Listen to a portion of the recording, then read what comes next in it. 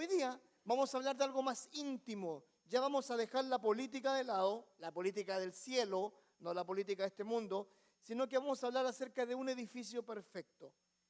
Este edificio perfecto es nada más y nada menos que la iglesia. La iglesia como cuerpo perfecto es el fundamento que nosotros tenemos, donde nosotros estamos, donde nosotros vivimos, nosotros residimos en la iglesia, fundada nada más y nada menos que por nuestro Señor Jesucristo.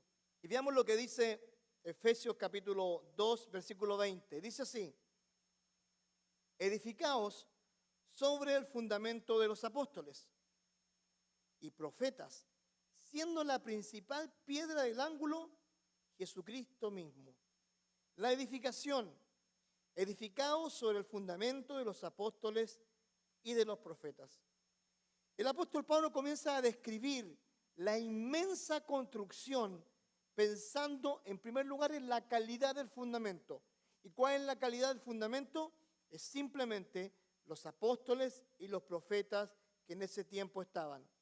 Lo denominó el fundamento de los profetas y de los apóstoles porque ellos habían recibido la autoridad y la revelación para anunciar el evangelio. Ninguno de ellos, escucha bien esto, ninguno de ellos se autodenominó el fundamento. Ninguno de ellos se autodenominó la base central de la iglesia. No. Y recuerda esto. Primero, el Señor Jesucristo tuvo seguidores, después tuvo discípulos, y después más tarde estos discípulos se transformaron en los apóstoles. Apóstoles que posiblemente ellos no tenían idea lo que significaba, no tenían idea cuál era su labor, pero los apóstoles lo que hicieron nos dieron el fundamento para que nosotros pudiésemos, y escucha bien esto, para que nosotros pudiésemos tener este fundamento que es la iglesia. Ahora, es interesante que los apóstoles fueron personas especiales, los cuales tenían características especiales. No eran cualquier tipo de persona. Número uno, los apóstoles debían haber conocido a Cristo. Debían haber sido escogidos y enviados por Jesús. Debían haber sido testigos de la resurrección de Cristo. Esos tres características tenían que tener los apóstoles. Hoy, en el siglo XXI, vemos como un grupo de, entre comillas, líderes, se levanta diciendo que son los apóstoles del siglo XXI. Lamentablemente, bíblicamente no podrían ser los apóstoles, porque tenían que haber conocido a Cristo, tenían que haber sido encomendados por Cristo y tenían que haber sido parte de la resurrección de Cristo. Pero no lo fueron. Por lo tanto, bíblicamente no podemos denominar a un grupo de personas apóstoles el día de hoy, porque no lo son. Pero pastor, pero si allá en tal lugar hay apóstoles, se autodenominarán, pero no son. Los apóstoles fueron 12. Por si acaso, Judas no fue apóstol, Judas fue discípulo. Los apóstoles vinieron después de la iglesia. Y dentro de esos apóstoles hubo uno que fue por suerte, Matías. Ahí se completaron los 12. Pero hubo uno, que fue el apóstol Pablo, que él se denomina así como el apóstol abortivo. Mira, escucha lo que dice la Biblia con respecto a él. 1 Corintios 15, del 8 al 10. Dice así: por último, como un abortivo, se me apareció a mí. O sea, cumplió con una ley, con una regla. ¿Cuál era? Vio a Cristo. Se me apareció a mí. Después dice: yo soy el más pequeño de los apóstoles y no soy digno de ser llamado apóstol, porque perseguía la iglesia de Dios. Pero por la gracia de Dios soy lo que soy. Y su gracia no ha sido en vano para conmigo. Antes he trabajado más que todos ellos. ¿Era mentira? No, era verdad. El apóstol Pablo tuvo un impacto que fue mayor que el de todos los demás apóstoles. Aunque no yo. Después lo ponen claro, dice, sino la gracia de Dios que está conmigo. Ahora, imagínate esto. Si el apóstol Pablo él mismo se consideraba así como un abortivo, como no digno, y escucha bien esto, no digno de ser llamado apóstol, porque yo le voy a creer a gente que hoy en día se denomina apóstol. Es una pregunta que es obvia, ¿no? No debería. Pero escucha bien esto. Los apóstoles fueron el fundamento de esto, fueron una base importante. Ahora, en 1 Corintios 3:10 habla acerca de la importancia de esta base. Dice así, porque nosotros somos colaboradores de Dios y vosotros sois la labranza de Dios. ¿Qué es lo que dice? Edificio de Dios. Conforme a la gracia de Dios que me ha sido dada, yo como perito arquitecto puse el fundamento y otro edifica encima, pero cada uno mire cómo sobreedifica. Nadie puede poner otro fundamento que el que está puesto, el cual es Jesucristo. No pueden haber dos fundamentos. No pueden haber otro fundamento de apóstoles. Es imposible, porque sería construir sobre otra construcción. Y puesto el fundamento ya no se necesita más, porque el fundamento ya está. Y nosotros, la iglesia, y escucha bien esto, nosotros, la iglesia, somos ese edificio que se va construyendo. ¿Y qué está diciendo con esto? Que todos nosotros somos importantes. No hay ninguno que sobre en la obra del Dios. No hay nadie. Ahora, nuestra responsabilidad en este fundamento, según 1 de Pedro 2:5, dice así: vosotros también, y aquí me encanta esto, como piedras vivas, sed edificados como casa espiritual y sacerdocio santo para ofrecer sacrificios espirituales aceptables a Dios por medio de Jesucristo. El habitante de este edificio es nada más y nada menos que Dios a través de su Espíritu Santo. Por eso, nosotros no somos cualquier edificio, somos el edificio de Dios, somos el templo de Dios. Yo soy el templo de Dios, usted es el templo de Dios. Y eso es algo muy importante que nosotros debemos tener. Es un privilegio que no todos tienen. Porque del momento que nosotros creemos en Jesús como nuestro Salvador personal, el Espíritu Santo entra en nuestra vida y partimos a ser morada de Dios. Morada de Dios. Y esto es muy, pero muy importante. ¿Y saben algo? Quiero hacer un paralelo con lo que significaba la morada de Dios en el Antiguo Testamento y lo que es ahora. Y escúchame lo que dice Éxodo, capítulo 40, versículos 34 al 38. Mira lo que dice en cuanto a la morada de Dios. Entonces, una nube cubrió el tabernáculo de reunión y la gloria de Jehová llenó el tabernáculo. Y dice, y no podía Moisés entrar en el tabernáculo, en el lugar de reunión, en el lugar santo de Dios, porque la nube estaba sobre él y la gloria de Jehová lo llenaba. Ese término, la gloria de Jehová, se le denomina Shekinah, la gloria de Jehová, en hebreo. Y dice, y cuando la nube se alzaba del tabernáculo, los hijos de Israel se movían en todas sus jornadas. Pero si la nube no se alzaba, no se movía hasta el día que ella se alzaba. Porque la nube de Jehová estaba de día sobre el tabernáculo y el fuego estaba de noche sobre él, a vista de toda la casa de Israel en todas sus jornadas. Es interesante, ¿saben lo que es interesante?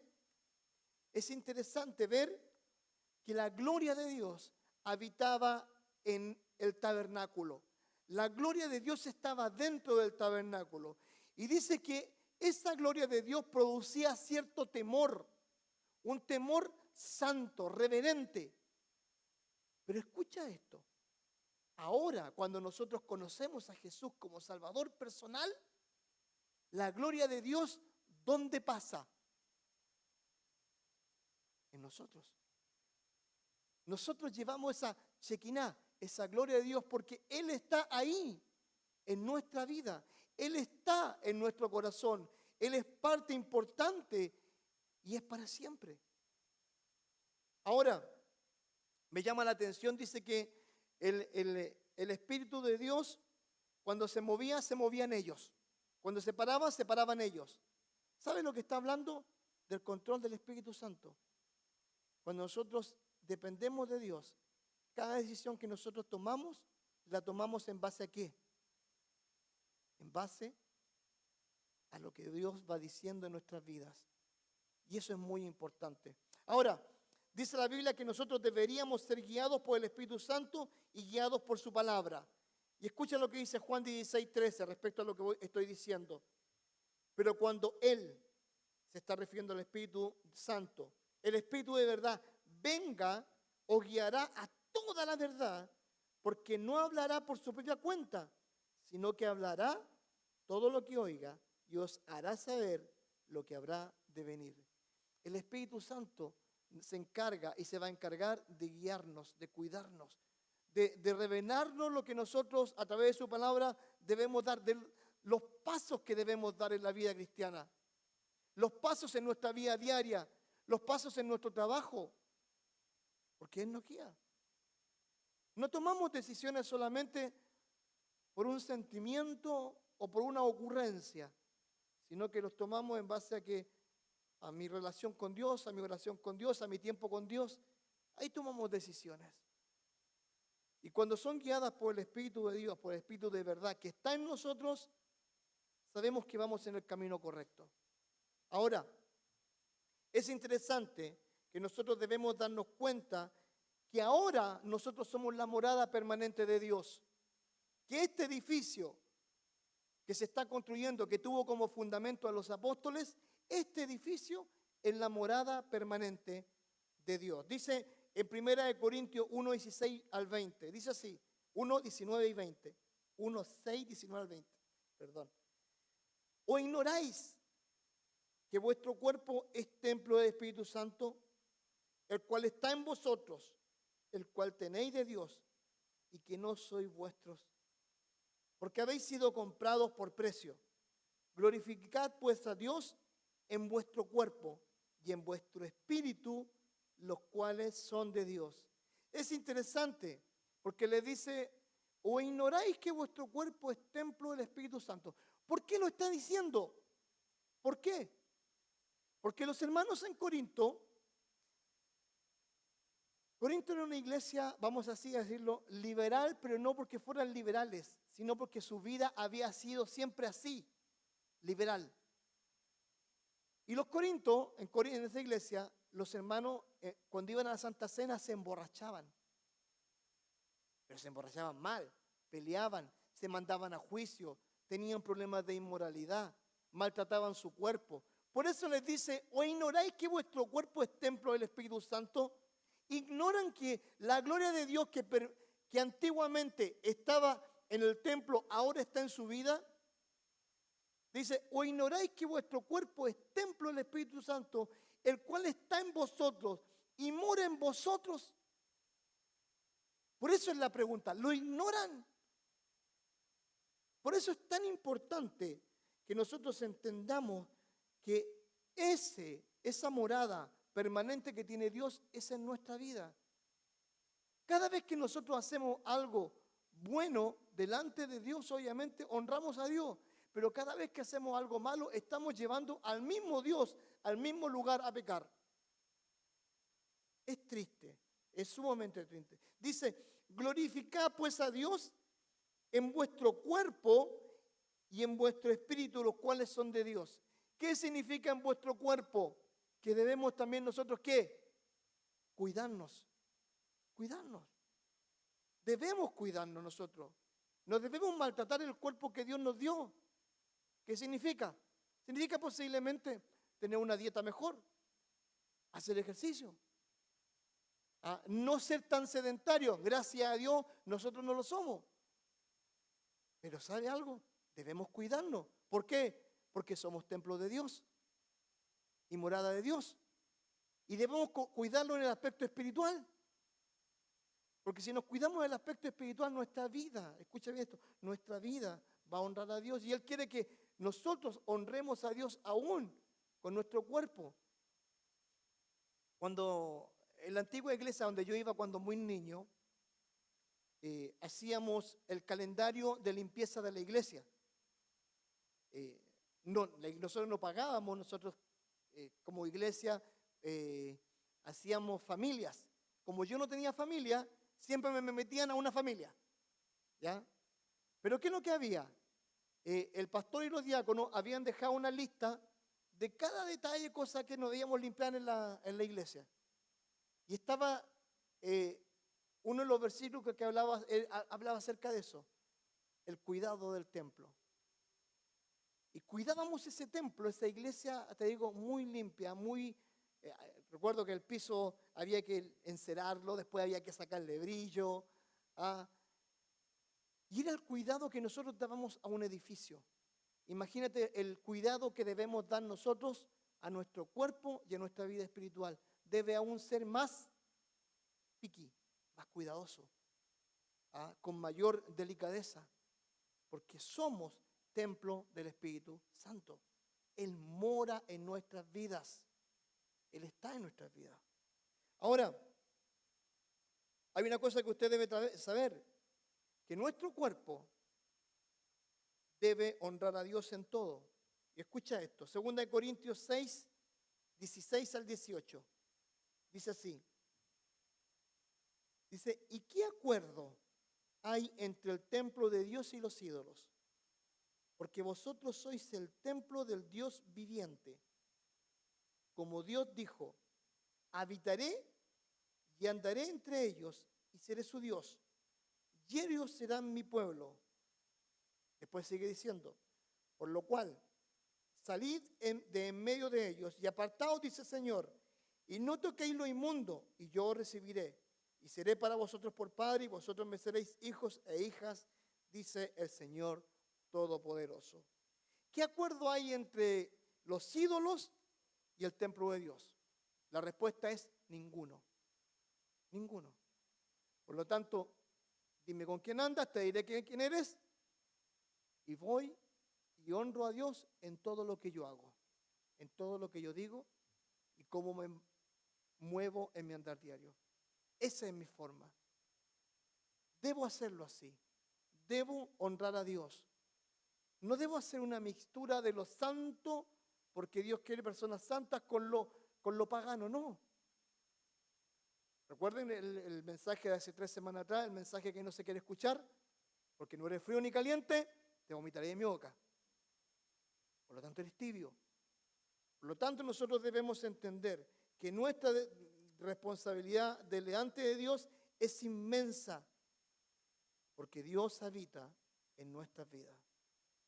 Ahora, el fundamento son los apóstoles, el fundamento son los profetas, y este edificio que se va formando somos cada uno de nosotros. La principal piedra del ángulo, dice, siendo la principal piedra del ángulo Jesucristo mismo. El término piedra del ángulo aparece solo 2 veces, aquí y en 1 de Pedro 2:6. Mira, acá yo coloqué una foto, no se ve muy bien, la verdad fallé en eso. Pero la piedra del ángulo, yo pensaba que era la base. No, la piedra del ángulo es la piedra que va al medio, que sostiene la construcción del edificio. Esa piedra debía ser una piedra perfecta, que no tuviera ninguna hendidura, ninguna abertura, porque ahí se iba a sostener todo el edificio. Esa es la piedra del ángulo a la que se está refiriendo. Ahora, Jesucristo es la piedra del ángulo. Jesucristo es la piedra de todo esto. Ahora, con la piedra del ángulo se unían las 2 caras del edificio, que le daba solidez al muro, y luego la piedra del ángulo ayuda a verificar si lo construido está de acuerdo a las normas establecidas. Esa es la labor de la piedra del ángulo. Ahora, es interesante, pero escuchen esto.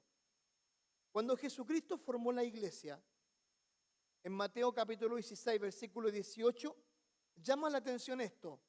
Y dice, y yo también te digo, le está hablando el apóstol Pedro, que tú eres Pedro, y sobre esta roca edificaré mi iglesia, y las puertas del Hades o del infierno no van a prevalecer contra ella. Lo que está diciendo es esto, porque tú eres Pedro, que significa Petros, pequeña piedra, sobre esta roca. Y la roca es nada más y nada menos que Petra, Cristo. Cristo es la roca. Sobre esa roca se iba a edificar esa iglesia. Y la importancia que nosotros debemos entender de esto es que la iglesia tiene una roca sólida. Aunque el mundo pase, aunque las generaciones sean cada vez menos receptivas, menos sensibles a la voz de Dios, la iglesia no va a morir. Posiblemente van a haber menos iglesias, posiblemente van a haber menos hombres buenos de Dios, posiblemente van a haber menos misioneros, posiblemente van a haber menos programas evangelísticos, pero siempre va a haber un remanente fiel que va a estar predicando la palabra de Dios. Siempre va a haber una iglesia fiel. Sucedió así el año 300 después de Cristo, cuando Constantinopla y Constantino unificaron la iglesia e hicieron una gran iglesia, la Iglesia Universal. Y desde allí un grupo salió y dijo: nosotros no queremos ser parte de eso. Y comenzaron su labor de predicar el evangelio por Suiza, Suecia, Inglaterra, esos lugares. Y luego llegó la Reforma, el año 1400. Fue por un remanente. No fue por la Iglesia Universal. Porque la Iglesia de Cristo nunca va a ser destruida. Hay países que mueren, hay instituciones que mueren, bancos que mueren, pero la iglesia nunca va a ser destruida. Porque la iglesia es el fundamento, tiene su fundamento nada más y nada menos que en la roca. Y la roca es Cristo. Y eso es algo maravilloso que debemos de entender nosotros. Ahora, el desarrollo y el crecimiento de este edificio, ¿cómo es? Efesios 2, 21 y 22 dice: en quien todo el edificio, bien coordinado, va creciendo para ser un templo santo en el Señor, en quien vosotros también sois juntamente edificados para morada de Dios en el Espíritu. Es interesante el objetivo. El objetivo que vemos acá no es tener un templo millonario, no es que estemos llenos de lujos, no es que sea una mega iglesia, sino que el objetivo de Dios es que la iglesia, escuche bien, que usted, que yo, seamos santos. Ese es el objetivo. Ahora, ¿qué significa ser santo? Apartarse de todo aquello que nos puede contaminar, que nos pueda alejar de Dios. Es simplemente eso. Cuando nos alejamos de aquello, te digo, no se habla de ser, no es ser hipócrita, no. Es pasarlo bien, divertirse, tener amistades, relacionarse con medio mundo. ¿Ah? A mí me dicen el Roberto Carlos, el millón de amigos. Tengo amigos por todos lados, ¿ah? De todo tipo, pero siempre manteniendo un testimonio. Un testimonio. Y eso se valora. No es ser de dos caras, no, de una sola cara.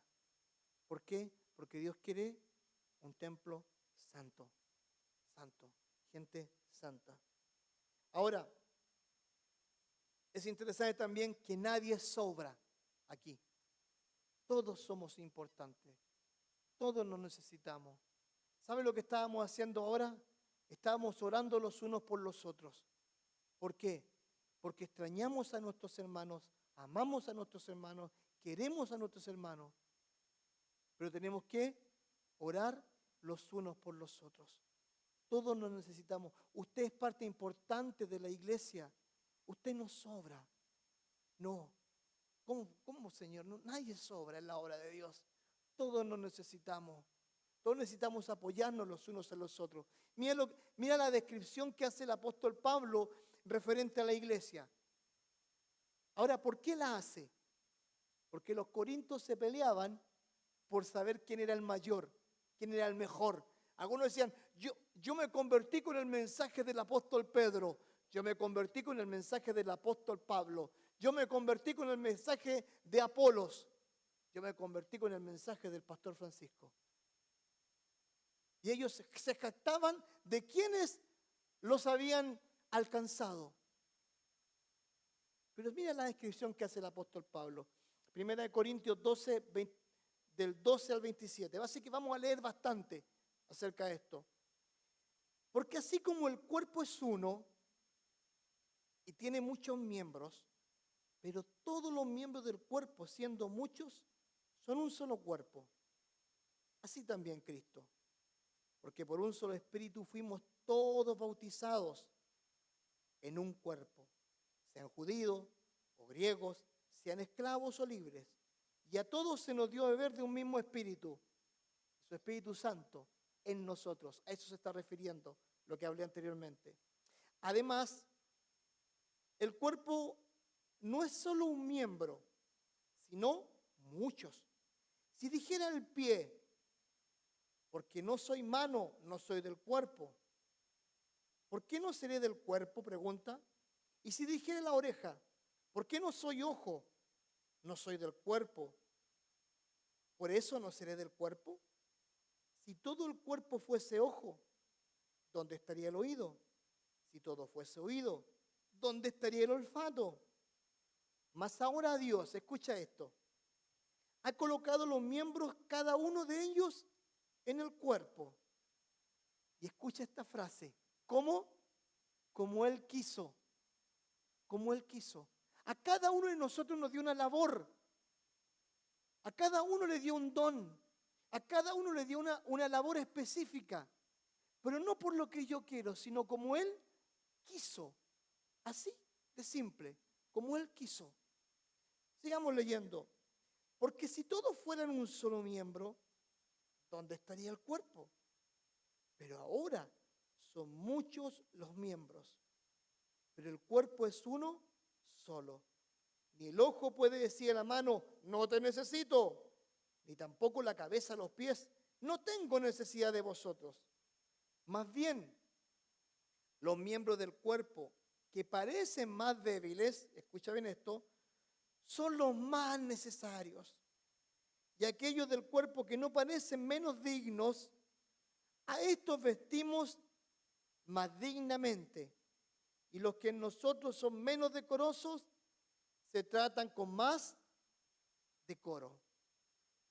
Porque los que en nosotros son más decorosos no tienen necesidad. Pero Dios ordenó el cuerpo dando más abundante honor al que le faltaba, para que no haya desaveniencia en el cuerpo, sino que los miembros todos se preocupen, ¿cómo dice? Los unos por los otros. De manera que si un miembro padece, ¿qué dice? Todos los miembros se duelen con él. Esta semana cuando partió el hermano Fran González, me tocó predicar, dar un devocional en su funeral. Lloré, sinceramente, porque nosotros teníamos diferencias, como siempre, hemos tenido diferencias con mucha gente, pero nos amábamos, nos amábamos. Y veía las lágrimas de la gente que estaba en el funeral, y uno se siente porque somos miembros del mismo cuerpo. Ahora, con la gente que tenemos enferma, ¿cómo nos sentimos? Nos dolimos, nos sentimos mal. ¿Por qué? Porque quisiéramos que estuvieran acá, pero ya los vamos a tener, Dios mediante. Y sigue diciendo, si un miembro recibe honra, ¿qué dice? Todos los miembros con él se gozan. Todos aplaudimos, todos decimos, good job. Vosotros pues, sois el cuerpo de Cristo. Y escucha bien esto. Y miembros, cada uno, ¿qué dice? En particular. ¿Te das cuenta lo importante que eres tú para Dios? Tú no sobras. Tú no sobras. En la iglesia en el cuerpo de Cristo, en la iglesia local, en la iglesia del refugio, tú eres importante, te necesitamos. Necesitamos que ores por nosotros, que ores por tu iglesia, que esta sea tu iglesia, que tú seas parte de ella, que tú pienses en tu futura generación, en tus hijos, en tus nietos, en tu esposo, en tu esposa, en tu cuñado, en tu cuñada, que pienses en ello, que digas, mi amigo necesita de Cristo, mi compañero de trabajo necesita de Cristo. ¿Dónde le puedo llevar? A un lugar donde se predique la palabra de Dios, donde cada uno de nosotros nos ayudamos y oramos los unos por los otros. Porque eres importante. Tú eres importante para Dios. Si no fueras importante, Dios no hubiese muerto por la iglesia. Porque Él es la roca, Él es la base. La base. Y nosotros debemos entender esto. Esto no es la iglesia de tal pastor o de otro pastor. Esta es la iglesia de Cristo. Y todos nosotros somos importantes. Por favor, que Satanás no te meta en la cabeza que no eres importante. Eres importante para Dios. Eres tan importante que costó la vida de Cristo. Eres tan importante que nos necesitamos apoyar en oración los unos por los otros. Eres tan importante que cuando necesitas que te apapachemos, te apapachamos. Así de importante eres. ¿Por qué? Porque somos la iglesia. La iglesia cumple ese rol.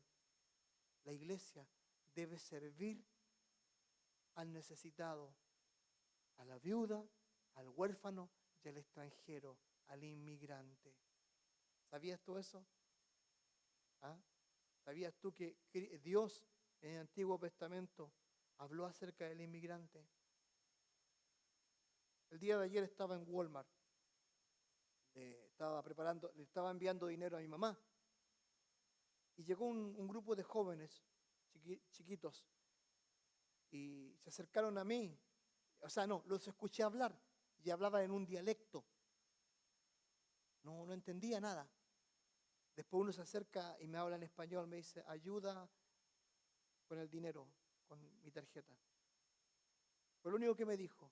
Y eran 5. Así que ahí uno por uno me tocó ayudar. ¿Sabes? Buenas obras, pequeñas buenas obras, hacen la diferencia. Siempre procuremos hacer el bien. Es lo que necesitamos, hacer el bien. Procurar apoyar al que lo necesita. Siempre. ¿Entiende la idea? Para concluir, este cuerpo es la iglesia de Cristo. Nos necesita a cada uno de nosotros. Si no fuera así, Dios hubiese dado la orden a los ángeles. ¿Queremos continuar este legado de fe a las siguientes generaciones? Pregunto. Actívese. Sea importante, parte importante de la iglesia. Escucha bien esto y verá que sus hijos, también van a querer ser parte importante de la misma fe, de la fe de sus padres. Como Timoteo aprendió de su madre y de su abuela. Sea importante. Actívese en la fe. No diga, nadie me necesita. Su presencia cada domingo es importante. No diga, no, sí, después lo veo en internet. No, es importante. Necesitamos. Esta es la iglesia. Efesios capítulo 2, versículos 20 al 22, que es lo que dice, el fundamento, la base, los apóstoles. No hay más base. ¿Ya? No le crea a los demás apóstoles, porque no hay más. Dios dijo, pastores y obispos, es lo mismo, pastor y obispo es lo mismo. Todo lo demás, no. Pero dice, la piedra angular es Cristo, la que nos sostiene. Tenemos una piedra maravillosa, la piedra de Cristo. Yo le animo a que usted, a que yo, seamos parte importante. Siéntase importante, siéntase querido, siéntase amado. Es lo más maravilloso que le puede pasar. Siéntase parte de la iglesia. Amén.